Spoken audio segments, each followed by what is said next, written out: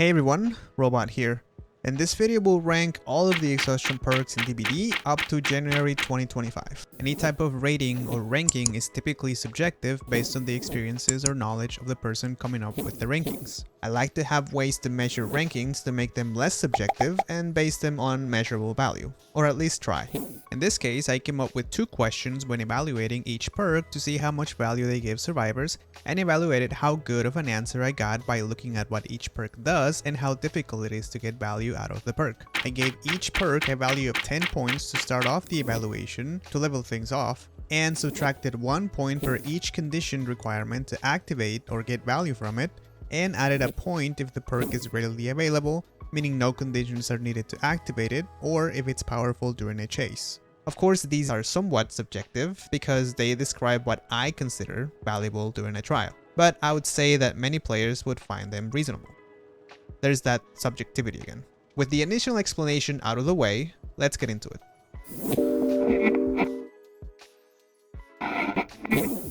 The two questions I came up with are, number 1, is it easy to activate? I thought this is important because some exhaustion perks have a requirement to activate, whereas others can be activated on command, as long as you're not exhausted, of course. And again, this will make more sense when we start ranking. The second question is, does the perk help during a chase? The reason I think this is important is because Behavior, the DBD game developer, shares statistics on how long chases last on average. According to Behavior, chases last 1 minute at normal MMR, and 1 minute and 6 seconds at top MMR. Now, given the generators take 90 seconds to complete, and they are the main objective for survivors during a trial, and the average chase time is only 60 seconds, which in other words is the time killers are distracted with one survivor to allow the other survivors in the trial to repair generators, you see we have a deficit of 30 seconds. If survivors are able to extend chase time with the use of exhaustion perks, which is historically what these perks have been designed for, this additional time the killer is distracted would, in an ideal world, allow for teammates to continue progress on generator repairs. We won't get into how efficient teammates are repairing gens in solo queue, since that's something we can't control. But in general, more time wasted by the killer in chase means more opportunity for gen progress by the team of survivors. Also, speaking of solo queue, if you would like a couple of builds to try out so it's somewhat more bearable, check out my videos on solo queue builds by clicking on the top right corner of your screen. Okay, so with that out of the way, let's get into the ranking. There are a total of 11 exhaustion perks in DBD at the moment of this recording. Based on the point system I mentioned in the intro, if you missed it, go back and see how it works, there were a few perks that actually tied in points. So I thought the best way for me to show you the ranking was to start with the perk that scored the highest and go from there. So the perk that I consider is the best exhaustion perk in DBD is, drumroll please, Sprint Burst. This may come as no surprise to you as it's one of the most popular perks and one that can be obtained by leveling up Meg Thomas, one of the survivors that come free with the base game. Now there were some analysis that went into the scoring, so here's how I came up with ranking Sprint Burst as the best exhaustion perk in the game, and this analysis was done the same way for the rest of the perks. Number 1, is it easy to activate? The answer is yes. It is one of the few perks that is available from the start of the trial and survivors can activate it on command, meaning they just need to press the sprint key or button and start running in the direction they want without having to interact with anything else in the game to use the perk. You'll see why this is important as we continue analyzing the rest of the perks. For this reason, since we established all perks start with 10 points in the score, and we deduct or add to the score based on the stipulations we've already established, I added a +1 to Sprint Burst score, taking it to 11 points. Number 2, does it help during a chase? The answer is very much so. Playing killer and going against a survivor that uses Sprint Burst effectively is very difficult, because survivors can easily get to a safe area or just make the killer waste time trying to catch up to them. There are survivors that don't use Sprint Burst well, but that's a topic for a different video. So in conclusion, I gave Sprint Burst another point, giving it a total of 12, and taking the first spot on our list. Let's move on to the second best exhaustion perk in DBD. And here's where we got our first tie. There were 3 perks that scored the same amount of points, and they were Lithe, Balanced Landing, and Dramaturgy. Here's the logic behind assigning these the second spot on our list. For Lithe and Balanced, not much analysis was done, to be honest, they're just simple perks. But both cannot be activated by simply hitting the sprint command on your keyboard or controller, like Sprint Burst does. Lithe requires a fast or medium vault to activate, meaning you need to find a window or a place to vault to be able to activate it, and Balanced Landing requires you to find a place you can drop from to activate it as well. So because they have this requirement to activate, I deducted 1 point each from their starting 10 points. Now, since these perks can be very strong during a chase, forcing the killer to have to catch up to survivors to continue chases, I granted 1 point to each, essentially cancelling out the point deduction from the condition to activate, bringing their total score to 10 points. Now, in the case of Dramaturgy, the analysis was a bit more complex since it's a complex perk.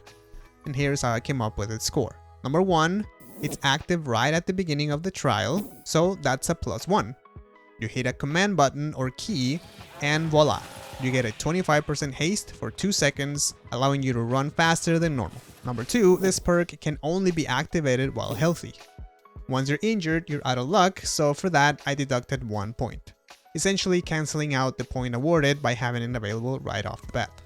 Number 3, it has a half a second delay to activate, so if you're caught off guard, the killer may be able to hit you through it if you're unable to activate it in time to get the 25% haste and avoid a hit from the killer. This means 1 point deduction. Number 4, it gives you haste for 2 seconds, but at the end of the 2 seconds you may actually get exposed, so it's risky. For this reason, another point subtracted. Number 5, once activated, it can give you an additional 25% haste for another 2 seconds, which can help a lot in chase, so that's a +1. Number 6, of course, just getting the 25% haste when you activate it helps in chase, so that's another +1. This brings the total to 10 points, the same as Balanced Landing and Lithe. All 3 perks taking second place in our ranking. On third place, we get another tie. This time it's 2 perks with a score of 9 points, and the perks are Smash Hit and Overcome. Here's how I come up with the scoring. In the case of Smash Hit, number 1, you need to get a pallet stun on the killer to activate it. So that's a point deduction per the rules we're using to rank these perks. Number 2, once the killer notices a survivor has Smash Hit, they may respect pallets and stuns may be more difficult to accomplish, nullifying its value. For this reason, I deducted another point. Number 3, Smash Hit can help extend chases when activated, because the killer is A, stunned, and B, survivors immediately get a sprint burst to allow them to gain distance. So for this reason, I awarded 1 point, bringing the total to 9 points. With Overcome, number 1, survivors need to be healthy and get injured to activate it. So you can't just use it at will, meaning I deducted a point for that. Number 2, this perk has no benefit against killers who have an insta-down power like Myers, Oni, or Chainsaw Killers. So for that reason, another point deducted. Number 3, when activated, it gives survivors quite a bit of distance to reach an area to loop, so that's a +1 for value in chase, bringing the total to 9 points as well. So Overcome and Smash Hit tie for third best Exhaustion perks in our ranking.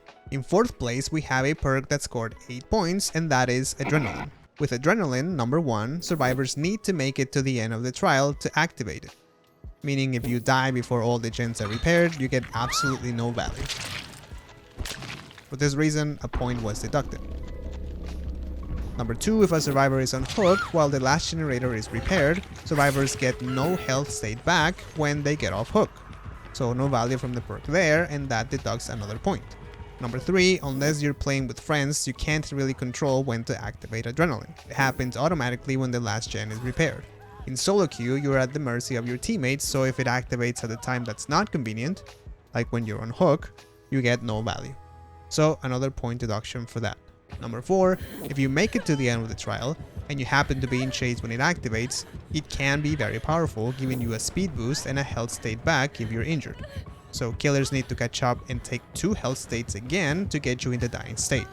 So for that, the perk gets a +1 since it can help in chase, bringing the total to 8 points for it to claim the 4th spot on our list. Next, we get a perk with a score of 7 points to claim the 5th spot, and that is Background Player. Number 1, it activates after the killer picks up or grabs a survivor, so it's not an action performed by the survivor equipped with the perk. Since it requires a condition to activate, I deducted 1 point. Number 2, if you have this perk equipped and you're not near the survivor being picked up to run for a flashlight, flashbang, or pallet save, doesn't really bring much benefit. So for this reason, another point deducted. Number 3, if the killer picks up away from you and you happen to be running at the time, the perk will activate and get you exhausted. You may or may not want this depending on the situation. If you're going to unhook someone, maybe, but it's still costly. So for this reason, another point deducted. Number 4, the perk itself doesn't help the person equipped with it. If you have it equipped, it doesn't really help you extend the chase, so for that, no points awarded on the chase value statement. I didn't take any points, but I didn't award any either. As a side note, if you're playing with friends, this perk can be great to have. But we're evaluating exhaustion perks based on the 2 questions I mentioned earlier, which is what the majority of exhaustion perks have been designed for historically. Altruism is the best benefit background player can give you, but in solo queue it's more difficult to get value from it. This brings the total to 7 points for background player to claim the 5th spot.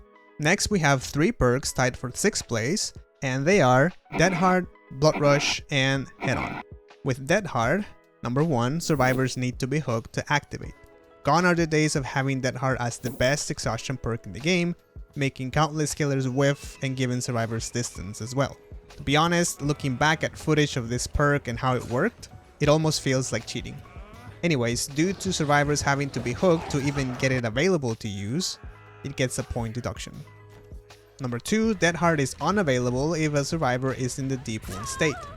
That's right, if Legion or Deathslinger hit a survivor with their power, or if a survivor gets hit right when they get off hook while they still have base kit endurance, and the killer commits to chasing them, Dead Hard won't be available until the survivor mends. For this reason, another point deducted. Number 3, another way to nullify this perk is the killer can simply wait it out. Not in every situation of course, but experienced killers can wait until a survivor is locked in animation vaulting, or simply faking a hit waiting for a survivor to activate Dead Hard, making it so the survivor's model does a silly dab animation to then promptly put them in the dying state with a basic attack or using their power. For this reason, another point deduction.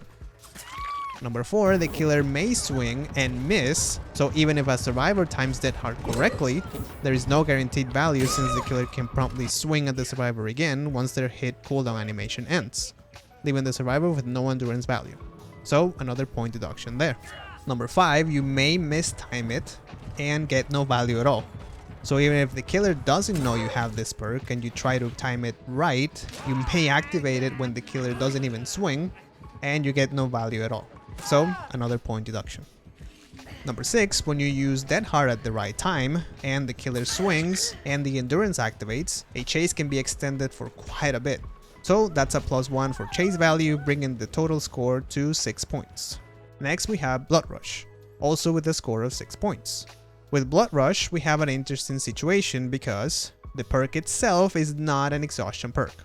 You need to equip an exhaustion perk to use Blood Rush and get double value of your exhaustion perk. So it doesn't work by itself, but it gives you your exhaustion perk back when certain situations are met, which we'll go over now to see how it came up with its score.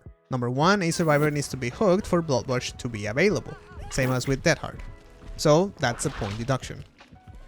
Number 2, it only lasts 60 seconds after being unhooked, so it's not like you can use it whenever you want when it's available.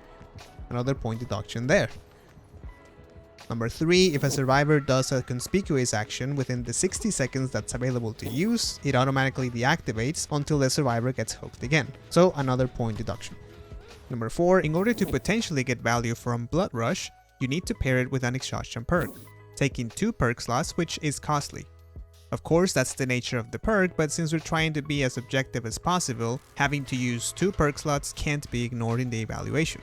For this reason, another point was deducted. Number 5, it is not available after the exit gates are powered. So if a survivor has it equipped and they're on hook when the last gen is repaired, if they're unhooked, they won't be able to use it. Another point deduction there. Number 6, this perk is very powerful as an anti-tunnel perk and can extend the chase quite a bit since if paired with a good exhaustion perk, gives a survivor 2 times the value of that exhaustion perk, so it gets a +1 for chase value, bringing the total score to 6 points, the same as Dead Hard. And last but certainly not least, we get Head On with the same score of 6 points. With head-on number 1, a survivor needs a locker for this perk to activate. If there are no lockers nearby, no chance to get value, so that's a point deduction. Number 2, after jumping into a locker, it takes 3 seconds for the perk to actually activate. So for this reason, another point deduction. Number 3, to stun the killer needs to walk in front of a locker so the survivor can stun them. Even if active, if the killer never walks in front of a locker, no value, so that's another point deduction. Number 4, this perk can work during a chase, but it usually needs to be accompanied by quick and quiet, taking another perk slot. So I didn't award a point for chase value. I didn't take one away, but I didn't award one either.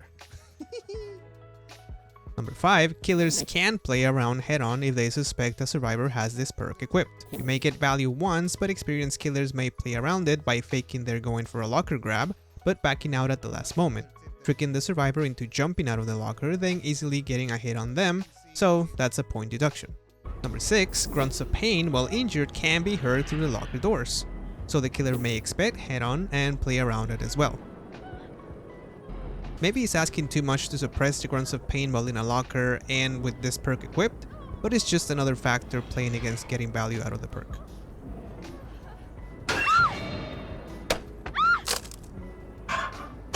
Number 7, it does stun the killer for 3 seconds when used successfully, so I awarded 1 point for that, bringing the total to 6 points to tie with Blood Rush and Dead Hard for 6th place. And there you have it. All 11 Exhaustion perks ranked, some sharing the same rank on our list. What do you think? Do you have another way to try to objectively rank these perks? Maybe altruism should also be a factor? Which one is your favorite Exhaustion perk? Let me know in the comments. If you like this video and would like to get notified when I upload my next one, you can subscribe to the channel. If you're interested in some of my other videos with opinions, tips, or gameplay, you can click on the thumbnails on the left hand side of your screen. Thanks for watching, and I'll see you on the next one.